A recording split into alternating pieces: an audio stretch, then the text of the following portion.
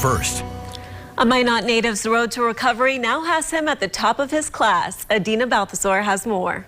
Carl Larson was born in Minot and lived here for 22 years. During his childhood, Larson grew up in a home where his father battled with addiction, which he says affected his way of life when he was little. My father passed when I was 12, and I had a few things going for me athletically, and I had some social gifts, I guess. But the truth is I just let those go by the wayside from my addiction. I think that there was so much going on that alcohol and drug use just became a painkiller. Larson credits his mother, Bev Nelson, and so many others, including his wife, as the reason for his 32 years of sobriety. I would have missed out on a lot if I would have continued that lifestyle.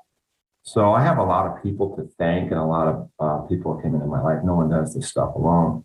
But I was taught very young what recovery was. I was lucky. And my father's passing had a great impact on me. After turning his life around, Larson attended the University of Nevada, Las Vegas, and earned his bachelor's in social work.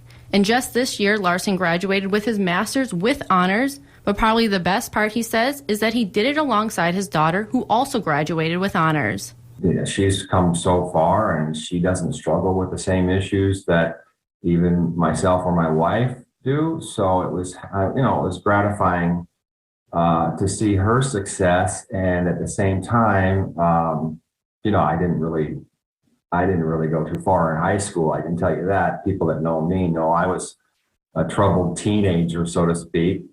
And so for me to achieve not only a bachelor's but a master's degree was a personal achievement. After his past and recovery, Larson knew helping others struggling with addiction was what he was meant to do. I do have a passion in helping families help their loved ones in healthy ways. I think there's a huge relapse potential in people when their families don't know how to help. But working in the treatment courts, that's been a huge blessing. Hoping to help one person at a time through his story. Reporting for KX News in Minot, I'm Adina Balthazar. And here's the last look at